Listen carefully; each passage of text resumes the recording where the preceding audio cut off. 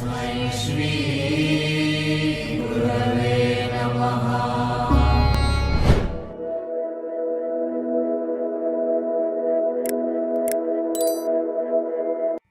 सवाल दीपिका ने पूछा है, सद्गुरु, आपने एक दर्शन में कहा है कि आपको हर किसी से वैसे ही पेश आना चाहिए जैसे आप मुझसे पेश आते हैं।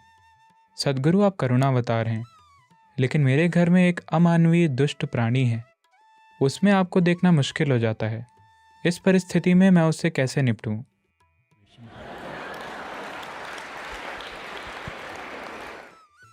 शादी के कितने सालों में यह विकास होता है,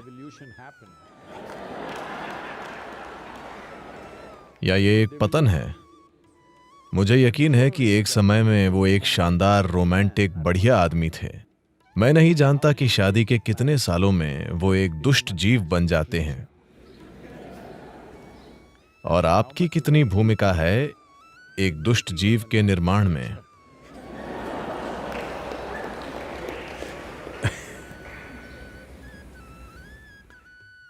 देखिए, खासकर अगर वो एक दुष्ट जीव हैं, अगर ऐसा है तो ये आपका नजरिया है। लेकिन खासकर अगर कोई व्यक्ति एक दुष्ट जीव है आपके घर में या आपके ऑफिस में या आप जहां भी हैं, आपका किसी चीज को एक खास तरीके से देखना उनके बारे में नहीं है, ये आपके बारे में है। क्या आप अपनी आंखों को, अपने मन को, अपने दिल को, अपने शरीर को सुखद रखना चाहती हैं या दुखद? आप इस बारे में अपना मन बना लीजिए।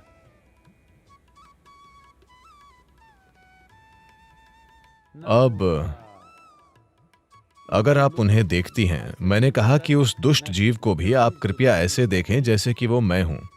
मैं आपसे ये नहीं कह रहा हूं कि आपको उसकी शिक्षाओं को सुनना है या उससे नए अभ्यास सीखने हैं। नहीं, मैं कह रहा हूं कि अगर आपने मुझे देखा है आदर, भक्ति, प्रेम, स्नेह के भाव के साथ, जो भी आपकी भावना है, अगर आपके पास वो है तो कृपया हर चीज को उसी से देखिए। क्योंकि मैं बस ये कह रहा हूं कि आपके पास एक शरीर है, आपके पास एक मन है, आपके पास भावना है, ऊर्जा है। हम अभी आपकी भावनाओं के बारे में बात कर रहे हैं। अगर आप भावनाओं की मधुरता के एक खास स्तर तक पहुंचते हैं अपने जीवन के किसी पल में, या तो अपने प्यार के कारण या भक्ति या करुणा या किसी भी वजह से आप मधुरता के एक खास स्तर तक पहुंचते हैं, ये आपके जीवन में एक ऊंचा मुकाम है। अब आपको उससे वापस नहीं आना चाहिए। आपको ये देखना चाहिए कि उससे आगे कैसे जाएं। मैं कह रहा हूं कि जो भी आपकी सबसे ऊंची या सबसे मधुर या सबसे शानदार भावना थी, उसे आधार रेखा बना दीजिए। आप वहां से वापस क्यों आ रहे हैं? अगर आपने वैसी भावना का अनुभव नहीं किया होता, तब मैं आपसे क्या कहता? आपने अपने जीवन में कौन सी सबसे मधुर भावना महसूस की है? मेरा बच्चा। ठीक है, हर किसी को अपने बच्चे की तरह देखिए। हमने आपको ये एक समय पर कहा था, फिर मैंने देखा आप यहां बैठे आनंद और प्रेम के आंसू अपनी आंखों से बह रहे थे। फिर मैंने कहा, हर किसी को उसी तरह देखिए जैसे आप अभी मुझे देख रहे हैं, क्योंकि ये आपकी आंखों को, आपके मन को, आपके दिल को, आपके शरीर को और आपके जीव को मधुर और शानदार बना देगा। ये उनके बारे में नहीं है। खासकर अगर वो मुश्किल दे रहे हैं, फिर आपको अच्छी ट्रेनिंग मिल रही है। अगर आप नर्क जाते हैं तो भी आप अच्छे से रहेंगे। हां,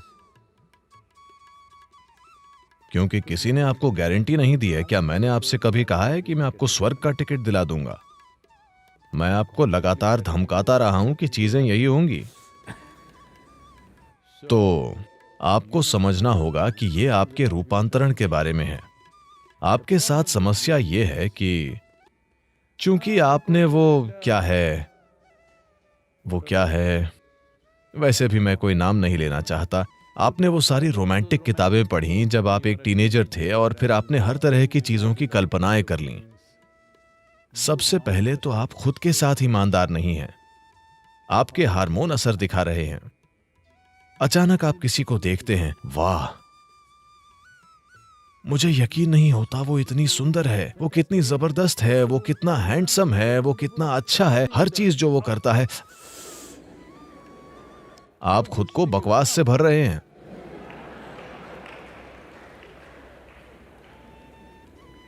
नहीं नहीं, वे चाहे जो भी करें, आप खुद को सुंदर बनाइए। अब अगर वे दुष्टता भरी चीजें कर रहे हैं, आप फिर भी शानदार हैं। ये बात अलग है। आप जानते हैं कि वे दुष्टता भरी चीजें कर रहे हैं और आप तब भी शानदार हैं। ये असाधारण है। वे दुष्टता भरी चीजें कर रहे हैं लेकिन आप सोचते हैं कि वे सुंदर चीजें कर रहे हैं। ये मूर्खतापूर्ण बकवास है।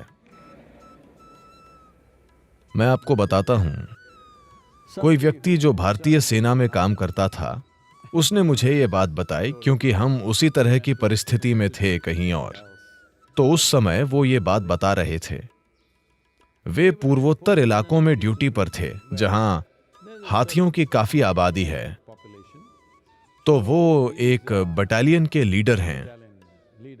वो मेरे ख्याल से 18-20 लोगों के समूह का नेतृत्व कर रहे हैं। वे जंगल से होकर जा रहे हैं और उन्होंने एक बहुत बड़े हाथी को देखा। हर कोई पीछे हट गया। उन सभी के पास हथियार हैं, ठीक है, शक्तिशाली हथियार।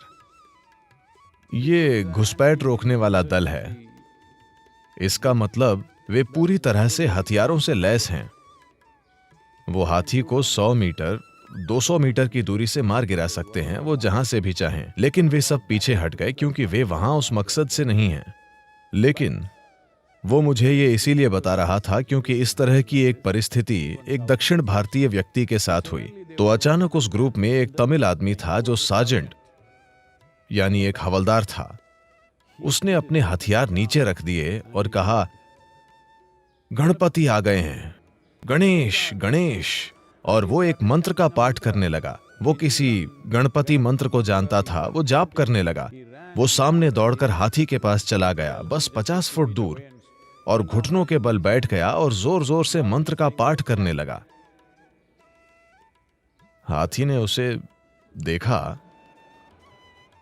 ये कौन बेवकूफ है जो उसे हर तरह के नामों से पुकार रहा है जो उसे अच्छे नहीं लगते।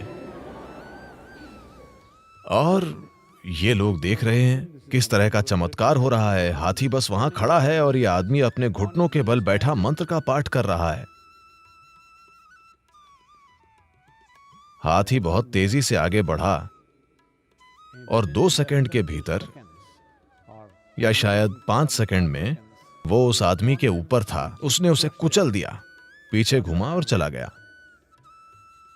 ये लोग भौचक्के रह गए और वे उसे बस कुचले जाते देखते रह गए। फिर कुछ लोगों ने हथियार निकाल लिए। जिस आदमी को मैं जानता था जो इस टोली का इंचार्ज था, उसने उनको शांत किया क्योंकि वो पहले ही मर चुका था। एक पल में वो आदमी मर गया था। मैं आपसे ये इसीलिए कह रहा हूं कि हाथी आपके साथ, जंगली हाथी आपके साथ अच्छी चीजें नहीं करेगा बस इसलिए क्योंकि आप उसे भगवान कहते हैं, आप उसे गणपति कहते हैं और उसकी पूजा करने की कोशिश करते हैं। वो नहीं करेगा, वो वही करेगा जो उसे करना है। इसी तरह आपके घर में जो प्राणी है,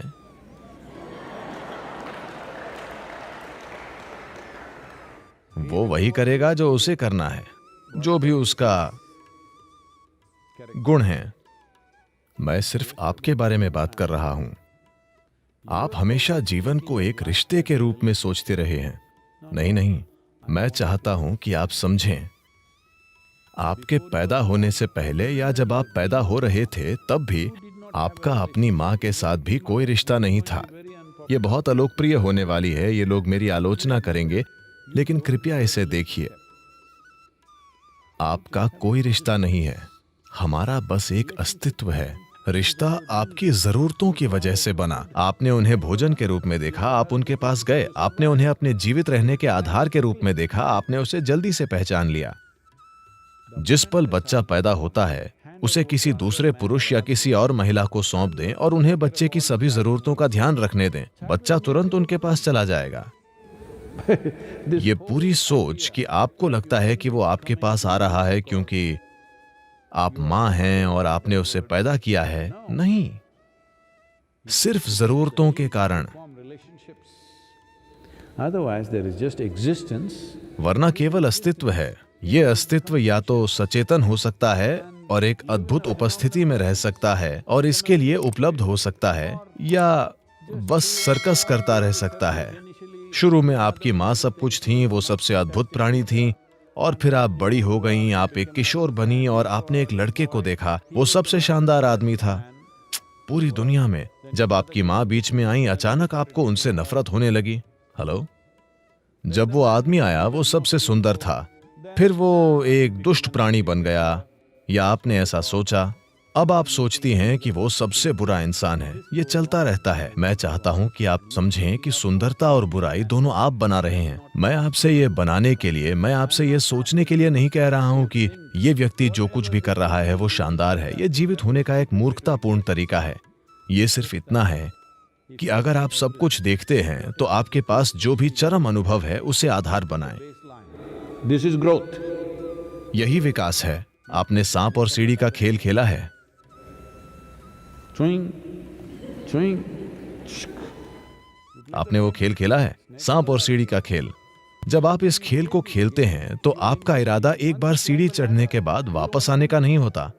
आप एक सांप को नहीं छूना चाहते हैं, आप एक और सीढ़ी खोजना चाहते हैं, एक और सीढ़ी ऊपर जाना। ये जीवन की एक सहज अभिव्यक्ति है। तो एक बार जब आप अपने भीतर मिठास का एक निश्चित स्तर जान लेते हैं तो इसे नीचे मत लाइए। यही आधार होना चाहिए। अगला स्तर बेहतर और बेहतर होना चाहिए। इसीलिए जब मैंने कहा अभी आप यहाँ पर परमानंद के आंसुओं और मेरे साथ ऐसे प्यार से बैठे हैं, Then I said, let this be the basis. फिर मैंने कहा ये आधार होना चाहिए, इससे नीचे मत जाइए। हर चीज को इस रूप में देखें। कम से कम इतना तो होने दें। अगर ये लगातार हो रहा है, बार बार हो रहा है, तो निश्चित रूप से आप एक और सीढ़ी ले लेंगे। बस थोड़ा सा समय लगेगा। नीचे मत आइए, मैंने बस यही कहा है। और कृपया उसका एक बुरे प्राणी के रूप में वर्णन न करें। बेचारा आदमी।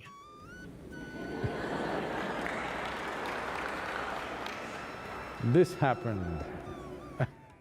ये हुआ। मुझे लगता है कि मैं आपको बता चुका हूँ। हो सकता है कि इन दिनों में से पहले मैं आपको बता चुका हूँ, मुझे याद नहीं है, लेकिन मुझे इसे फिर से बताना चाहिए। शंकरन पिल्लई ने सोचा कि उसकी पत्नी का चक्कर चल रहा है। उसने एक जासूस को काम पर रखा। मैं इसे जल्दी जल्दी कह रहा हूँ सिर्फ आपको याद दिलाने के लिए। उसने कहा मुझे उसके खिलाफ सबूत चाहिए। तो जासूस घर के बाहर इंतजार कर रहा था। उसकी पत्नी घर से बाहर निकली, उसने उसका पीछा किया तो वो एक पार्क के पास गाड़ी पार्क करके अंदर चली गई। एक आदमी बेंच पर बैठा था। जैसे ही उसने इसे देखा वो दौड़ता हुआ आया, वो दौड़ते हुए गई। वे एक दूसरे से गले मिले, हाथ पकड़े और बेंच पर बैठकर हंसी खुशी बातें करते रहे। उसने पूरा वीडियो लिया और कुछ ही घंटों में वो शंकरन पिल्लई के कार्यालय में आया और कहा मुझे वो सबूत मिल गए हैं जो आप चाहते थे। सिर्फ एक दिन में मैंने अपना काम किया, मेरे पास इसका सबूत है, ये वीडियो देखिए। शंकरन पिल्लई ने वीडियो देखना शुरू किया और कहा नहीं, मैं इस पर विश्वास नहीं कर सकता। नहीं नहीं, ये नहीं हो सकता, ये इस पर विश्वास नहीं कर सकता। जासूस बोला आप किस पर विश्वास नहीं कर सकते? ये एक वीडियो है, ये बनाया हुआ नहीं है, ये वही वीडियो है जिसे मैंने अभी लिया है। उसने कहा बात वो नहीं है मूर्ख, मैं विश्वास नहीं कर सकता कि वो इतनी मजेदार है।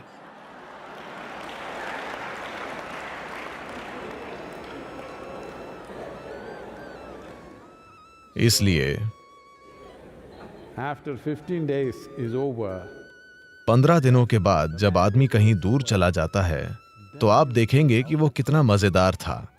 खुद के साथ ऐसा मत कीजिए।